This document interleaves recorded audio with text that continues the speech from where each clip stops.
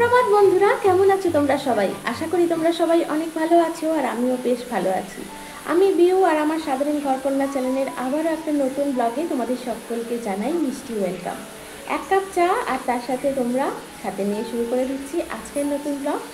তো চলো, এখন ঘড়ির কাঁটায় বাজে ঠিক সকাল 8টা। তো এখন থাকতেই তোমাদের সাথে নিয়ে শুরু করে দিচ্ছি আজকের ব্লগ। তো মেয়েটাকে সকালবেলা ঘুম থেকে উঠে নিয়ে গেছিলাম পড়তে। তো পড়তে থেকে এসে আর কাপড়টা কিন্তু চেঞ্জ করিনি এখন। তো ভাবলাম কাজকর্ম করে নিই, সেকালে এই কাপড়টা আর কি কাঁচাটাই পরে গিয়েছি। তো এসে আর কি আবার করে কাচবো, মানে বাইরে বেরোলে আমি আর সেটা একটু পরে দ্বিতীয়বার পরতে পারি না, সেটাকে আবার কেচে দিতে হয়, জানো তো।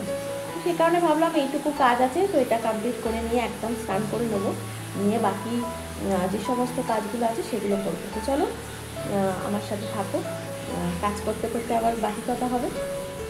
আজকের ব্লগটা 8টা থেকে শুরু করলেও ঘুম থেকে উঠেছিলাম সেই সকাল 5:30 থেকেই চলছিল, মানে কাজের মানে তাড়াতাড়ি করে বাইরের সমস্ত কাজের তোড়জোড়, মানে বাইরের সমস্ত বাসি কাজ কমপ্লিট করে মেয়েটাকে নিয়ে বেরিয়ে পড়েছিলাম। আর এখন দেখো বাড়ি ফেরার পালা। এখন কিন্তু ট্রেনটা প্রচণ্ড পরিমাণে ফাঁকা, মানে ওই আপলাইনের ট্রেন কিন্তু এখন ফাঁকা থাকে। কত ভিড় হচ্ছে যাওয়ার সময়, মানে একদম ট্রেনে লেডিস বলো জেন্টস বলো যাই বলো না কেন পুরো পেশাপেশি ভিড়। যাই হোক, ওই ভিড়ে ঠেলাঠেলি গুতুগুতি সহ্য করে কিন্তু মেয়েটাকে নিয়ে বেরিয়ে পড়তে হয়। আর ওকে পৌঁছে দিয়ে তারপর কিন্তু চলে গেছিলাম বাড়ি চলে আসার পর কিন্তু করে নিয়েছিলাম গরম গরম চা। আর চাটা খেতে খেতে কিন্তু তোমাদের সাথে সেরে নিলাম আজকের একটু আর কি প্রথম পর্বের গল্প। আসলে কি বলতো, সেভাবে তো তোমাদের সামনে আসি না আমি কোনোদিনও, মানে আমার কাজ করতে করতেই যেটুকু তোমরা আমাকে দেখতে পাও ওভাবে সামনে এসে তোমাদের সাথে কথা বলা হয় না। আসলে কি বলতো, আমি ক্যামেরার সামনে না মোটেই ভালো করে কথা বলতে পারি না, কি বলবো না বলবো, কথা তো একরকম ভাবি যে হ্যাঁ এটা বলবো, তারপর কিন্তু মানে কথা বলার সময় কিন্তু একদম ভুলে যাই কি বলবো না বলবো। আসলে কি বলতো, আমার না একটু টেনশন হতে থাকে ক্যামেরার সামনে কথা বলতে। তো যাই হোক, সেই কারণেই কিন্তু তোমাদের সামনে আসা হয় না। তো এটাই হচ্ছে কারণ, যেটা আজকে তোমাদের সাথে শেয়ার করলাম। তো এই কারণের জন্যই কিন্তু আমি খুব একটা ক্যামেরার সামনে আসতে চাই না। ওই যেদিন যেদিন খুব ইচ্ছা হয় যে তোমাদের সামনাসামনি একটু কথা বলবো সেদিন কিন্তু আসি। যেমন আজকে বলতে বেশ কয়েকদিন ইচ্ছা হচ্ছিল তোমাদের সাথে একটু হলেও, মানে 1-2 মিনিটের জন্য হলেও একটু সামনাসামনি কথা বলবো। তো সে কারণে ভাবলাম আজকে সকালবেলাটাই বলে দিই, মানে আজকে সকালটা শুরু করি তোমাদের সাথে সামনাসামনি কথা বলে। তো সেটাই। তো এখন দেখো বাইরে থেকে এসে কিন্তু হাত ফাত মুখ টুক ভালো করে ফ্রেশ ভাবে ধুয়ে নিয়েছি।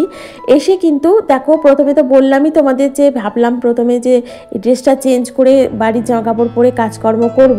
তারপর মনের বাপি ফোন করে বলল আমাকে ওই কিছুক্ষণ পর আবার কিন্তু বেরোতে হতে পারে। তো সেই কারণে আমি আর ড্রেসটা চেঞ্জ করলাম না, ভাবলাম যে এই কটাই কাজ আছে কমপ্লিট করতে থাকি, আবার মানে যদি বেরোতে হয় তাহলে কিন্তু ফোন করে দেবে, আর না যেতে হলেও সেটাও ফোন করে বলে দেবে। তো সেটাই ভেবে আর কি আর জামাটা ছাড়লাম না, ভাবলাম ঘরের কাজটা আস্তে আস্তে করতে থাকি, আর যতটা কাজ এগোয় আর কি মানে কাজটা সেরে রাখি। তারপর বাইরে বেরোলে এবার বাড়ি ফিরবো, কখন ফিরবো না ফিরবো ওভাবে তো বলা যায় না। মানে কি বলতো, বাইরে কোনো কাজে বেরোলে একটা নির্দিষ্ট সময় হিসাব করে বেরোনো যায় না, কারণ বাইরে মানে গাড়ির ব্যাপার থাকে, একটা গাড়ি ধরার ব্যাপার থাকে। তাছাড়া বাইরে বেরোলে নানান একটা কাজ করতে মানে নিয়ে বেরোই, তারপর মনে হয় যে না এই কাজটাও করে ফেলি, বা এই জিনিসগুলো কেনাকাটার আছে সেটাও কেনাকাটা করে ফেলি। তো নানান কাজ আর কি থাকে, তো সেগুলোও করে নিতে হয়। আর সেটা করে নিলে আমার মনে হয় একটু মানে একটা কাজের জন্য বেরিয়ে অনেকগুলো কাজ হয়েও যায়, আর সেটা মনে হয় একটু স্মার্টলি কাজটা হয়ে যায়, মানে তা সেই কাজগুলোর জন্য আলাদা করে আমাকে আর বেরোতে হয় না। তো যাই হোক, এদিকে বিছানাটা ভালো করে পরিষ্কার পরিচ্ছন্নভাবে গুছিয়ে নিয়ে চাদরটাকে টান টান করে আর কি পেতে নিয়ে দেখো এখন এদিকে জানলাটা খুলে দিচ্ছে। আসলে কি বলতো, জানলা খুলেই ছিলাম প্রথমে, আর বলি না রাস্তা ঝাড় দিতে আসলে কিন্তু আমি জানলাটা এইভাবে বন্ধ করে দিই, কারণ রাস্তার ধুলো টুলো এদিকে ওড়ে, তো জানি না কেন আমার মনে হয় যে যদি ঘরের মধ্যে আসে তো অবশ্যই ধুলো কিন্তু উড়ে উড়ে অবশ্যই ঘরে আসে। মাটির ধুলো যখন ঘরে আসে তখন তো রাস্তা ঝাড় দিলে সে ধুলোও ঘরে আসবে। তো সে কারণে না ওরকম কোনো দিন জানলাটা বন্ধ মানে ভেজিয়ে দিয়ে পর্দাটা আর কি টেনে রাখি। আর এদিকে দেখো ঘরদোরটা ভালোভাবে ঝাড় দিয়ে পরিষ্কার করে নিচ্ছি।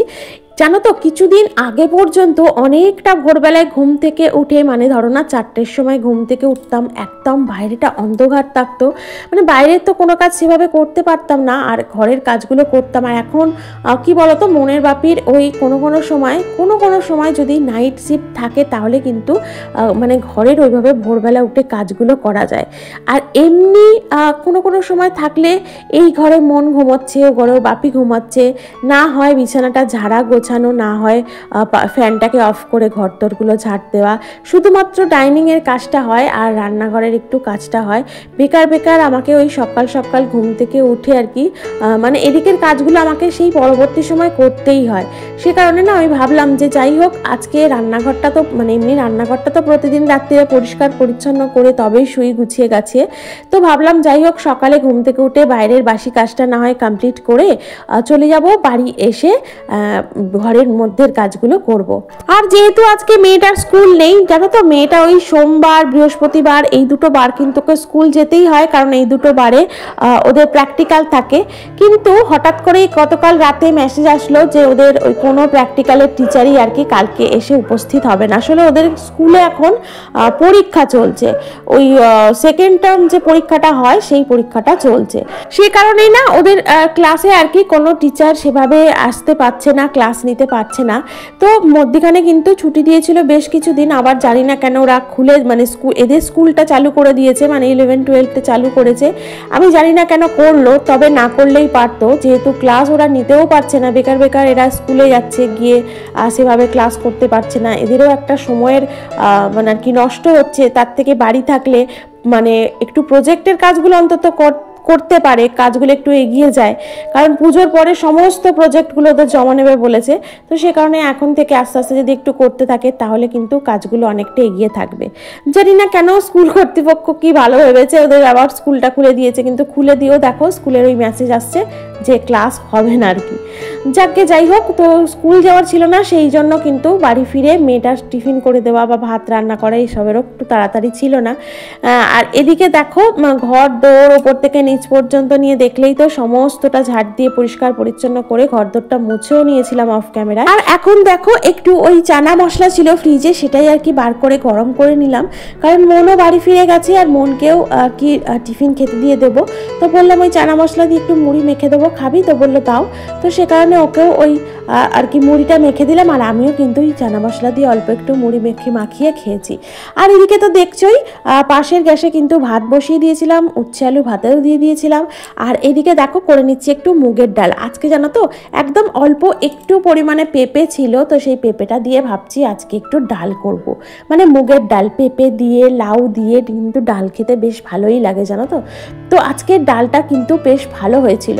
আর যেহেতু আজকের ভাদ্র মাসের 1 তারিখ, তো সেহেতু আজ থেকে শুরু হলো আমাদের নিরামিষ খাওয়া দাওয়া, মানে আজ থেকে নিয়ে গোটা ভাদ্র মাস, মানে যতক্ষণ না ওই বিশ্বকর্মা পুজো না হচ্ছে, মানে বিশ্বকর্মা পুজোর দিনই হচ্ছে মানে ভাদ্র মাসের সংক্রান্তি, তো সেই দিন পর্যন্ত চলতে থাকবে আমাদের গোটা 1 মাস আর কি নিরামিষ খাওয়া দাওয়া। আমরা কিন্তু মাছ মাংস পেঁয়াজ রসুন ডিম এই সমস্ত কিছু আঁশ খাবার অথবা বাইরের কোনো খাবার এগুলো কিন্তু অ্যাভয়েড করব। গতকাল ব্লগেই তোমাদের সাথে শেয়ার করেছিলাম আসলে শ্রীকৃষ্ণ ভগবান দেবের জন্ম মাস হচ্ছে ভাদ্র মাস, তারপর আমরা যে দীক্ষায় দীক্ষিত, যে ঠাকুরের দীক্ষায় দীক্ষিত, তার জন্ম মাস হচ্ছে এই ভাদ্র মাস। তো দুটো মিলিয়ে আমরা চেষ্টা করি ভাদ্র মাসটা নিরামিষ খাওয়ার। ওই শ্রাবণ মাসে হয়ে ওঠে না জানো তো, শ্রাবণ মাসটা ওই জন্য বাদ দিই। শ্রাবণ মাসে সোমবার বলো বা পুরো শ্রাবণ মাসটা বলো আমরা নিরামিষ খাওয়া দাওয়া করতে পারি না, যেহেতু ভাদ্র মাসটা পালি সেই কারণে। আর এদিকে দেখো করে নিয়েছিলাম একটু ভিন্ডি আলুর তরকারি, রান্নাবান্না কিন্তু খুব তাড়াতাড়ি আর কি করছি, ডাল আর একটু আলু ভাজা করেছিলাম আর ভিন্ডি আলু তরকারি করেছিলাম। ভাবলাম ভিন্ডি আলু তরকারিটাই করে ফেলি, কারণ এই এক তরকারিতেই কিন্তু আমাদের 3 জনের খাওয়া হয়ে যাবে, কারণ মেয়ে তো ওই ভিন্ডি খেতে ভালোবাসে একটু, তোমাদেরকে বলি আমি বারবার যে ও একটু ঢ্যাঁড়সটাই পছন্দ করে, একটু খায়। যাই হোক ওই ঢ্যাঁড়সের তরকারি ডাল আলু ভাজা এই সবটাই রান্না ছিল আজকের। আর একটু পাঁপড় ভাজা ছিল জানো তো, ওই একটা কন্টেনারের মধ্যে একটু পাঁপড় ভাজা ছিল, তো ওটা দিয়ে আজকে আর কি দুপুরের লাঞ্চটা কমপ্লিট করে নেওয়া। যেহেতু আমার বেরোনোর ছিল, তো সেহেতু আর কি তাড়াতাড়ি করে রান্নাটা কমপ্লিট করে গ্যাসটা পরিষ্কার করে আজকে কিন্তু আর চিমনি মোছাটা হয়নি জানো তো। তো রান্নাঘরের মোটামুটি যা টুকটাক কাজ ছিল সেগুলো তাড়াতাড়ি করে কমপ্লিট করে মনের বাপি কারণ ফোন করে দিয়েছিল যে বেরোতে হবে, তো সে কারণেই আবার একটু দরকারে বেরোলাম। তো বেরিয়ে বাড়ি ফিরেছি তখন মোটামুটি ওই 1:10-15 বাজে, মানে বাইরে থেকে বাড়ি ফিরলাম যখন। তো মেয়েটা মোটামুটি তখন বাড়িতে একাই ছিল, তোকে বলেছিলাম যে চারিদিকটা লক করে বসে থাকবি, যতক্ষণ না আমি না আসছি না ডাকছি ততক্ষণ কিন্তু কাউকে দরজা খুলে দিবি না, অচেনা কাউকে আর কি।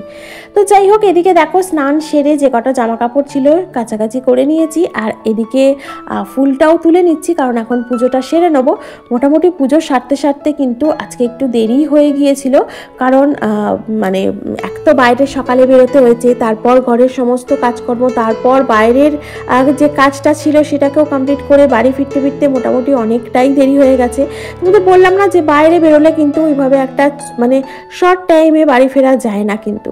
আর এদিকে দেখো ছাদের মধ্যে যে ত্রিশিরে মনসা গাছটা আছে না, এর মধ্যে ছোট ছোট ঘাস ফুল হয়েছিল, বেশ ভাল লাগছিল দেখতে। আর এদিকে দেখো ফুলগুলো তুলে নিয়েছে, আর আজকে জানো তো গাছে মানে নিচের বাগানের গাছে একটাও জবা ফুল পাইনি, একটাও কিন্তু জবা ফুল ফোটে না। মনটা খুব খারাপ খারাপ লাগছিল যে মায়ের পায়ে আজকে একটাও জবা পড়বে না। তো যাই হোক, ওই গাছটাতে তো অনেক নীলকণ্ঠ ফুল হয়, তো সেই নীলকণ্ঠ ফুলটাই আর কি তুলে আর কি দিয়েছিলাম মহাদেবকে, তারপর আমাদের মহাপ্রভু জগন্নাথকে, ভোলে বাবাকে, তারপর রাধাকৃষ্ণকে, নারায়ণকে, আর এদিকে মায়ের চরণেও একটা কিন্তু ফুল দিয়ে দিয়েছিলাম।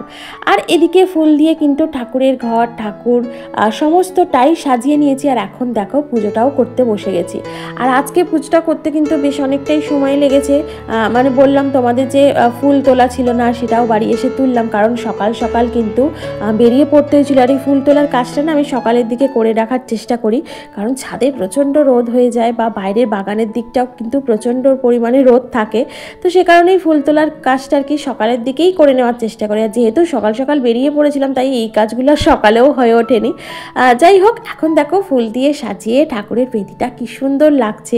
আর এইভাবে না সাজিয়ে নেওয়ার পর ঠাকুরকে ফুল দিয়ে আর কি ফুলের সাজ করে দেওয়ার পর না, সত্যি বলছি ওখানে সামনে বসে বসে আমি ঠাকুরকে দেখতেই থাকি যেন মনে হয় মনটার ভরছে না, মানে এত ভালো লাগে। তাই পুজো করার পর দেখবে তোমাদের সাথে আমি কিন্তু ছোট্ট ক্লিপ করে কিন্তু তোমাদের সাথে শেয়ারও করি, জানো তো আমার খুব ভালো লাগে এই যে সময়টা, এই যে পুজো করে নেওয়ার পর কিছুটা সময় ঠাকুরের সামনে বসে থাকতে, ঠাকুরের দিকে তাকিয়ে তার সাজ, তার এই যে সাজানোর পর এত সুন্দর মানে এই যে বেদিটা লাগে দেখতে এত ভালো লাগে কি বলবো তোমাদের।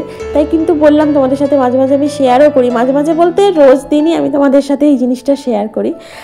যাই হোক, এদিকে পুজো টুজো দিয়ে একদম চলে গেছিলাম নিচে, নিয়ে কিন্তু মেয়েটাকেও খেতে দিয়ে দিয়েছিলাম আর আমিও নিজে খেয়ে নিয়েছিলাম, কারণ মনের বাপি কিন্তু আমি যখন বেরিয়েছিলাম তখন মনের বাপি বাড়ি এসেছে, খেয়েছে, আবার কিন্তু ওর কাজে বেরিয়ে পড়েছে। তো এদিকে দেখো বললাম আজকের পাঁপড় ভাজা ছিল একটা ছোট কন্টেনারে, তো সেই পাঁপড় ভাজা নিয়ে নিয়েছি, আলু ভাজা, সাথে ছিল ডাল আর ভিন্ডি আলুর তরকারি। এই হচ্ছে আজকের আমাদের দুপুরের লাঞ্চের খাওয়া দাওয়া। আর এখন তোমাদের সাথে দেখা হচ্ছে সন্ধ্যার বিনতি প্রার্থনার কিছু মুহূর্ত আগে। দুপুরের লাঞ্চের পর একটু জাস্ট রেস্ট নিয়েছিলাম, তারপর কিন্তু দেখো চলে এসেছি সন্ধ্যার বিনতি প্রার্থনা করে নিতে। এখন প্রেয়ার টাইম হচ্ছে 6:08 থেকে। যাই হোক, শঙ্খ বাজিয়ে শুরু করে দিলাম আজকে দয়ালের বিনতি প্রার্থনা। আর দেখো বেদিটা কিন্তু আমি না ওই যখন সন্ধে দেখাই তখন কিন্তু ঠাকুরের বেদিটা পরিষ্কার করে রেখে দিই, মানে যে ফুল টুলগুলো দিয়ে পুজো করা হয় সেগুলো সমস্তটা নামিয়ে বেদিটা ভালোভাবে পরিষ্কার পরিচ্ছন্ন করে তারপর কিন্তু সন্ধে দেখাই। আর এখন দেখো সন্ধে টন্ধে দিয়ে নিচে চলে এসে করে নিয়েছিলাম গরম গরম চা। আর মেয়ে কিন্তু পড়তে চলে গিয়েছিল, মেয়েকে কিন্তু মেয়ের বাপি আর কি মনের বাপি পড়তে নিয়ে গেছিল, আর আমি ছিলাম বাড়িতে একা। আর সন্ধ্যার দিকে কি বলতো সেরকম একটা বেশি কাজ রাখি না, কারণ মেয়ে যেদিন বাড়ি থাকে ওকে একটু পড়াশোনার দিকটা হেল্প করতে হয় কোনো কোনো সময় যদি প্রয়োজন হয় তো। আর এদিকে এডিট তো থাকেই, সারা সন্ধ্যেটা জুড়ে কিন্তু আমি এডিট করতে থাকি। আর এখন দেখো রাতের জন্য একটু ভেজে নিচ্ছি বেগুন, কারণ ভিন্ডি আলুর তরকারি ছিল, একটু মিষ্টি আছে, কাঁঠালি কলা আছে, মোটামুটি এই সমস্তটা দিয়েই আজকে রাতের ডিনারটা কমপ্লিট করে নেওয়া যাবে। আর মেয়ে বললো মা আমাকে একটু বেগুন ভেজে দাও, তাই ওর জন্য একটু বেগুন ভাজা করে নিচ্ছি। তো এই হচ্ছে আজকের আমাদের রাতের ডিনার, মিষ্টি, বেগুন ভাজা আর ভিন্ডি আলুর তরকারি তো আছেই। তো চলো রাতের ডিনারটা করতে থাকি, আর আজকের ভিডিওটা এখানেই রাখি। তোমাদের যদি ভালো লেগে থাকে আজকের আমার সারাদিনের কাজকর্ম, তো অবশ্যই একটা লাইক করো, কমেন্ট করো, চ্যানেলটিকে সাবস্ক্রাইব করে পাশে থেকো। টাটা।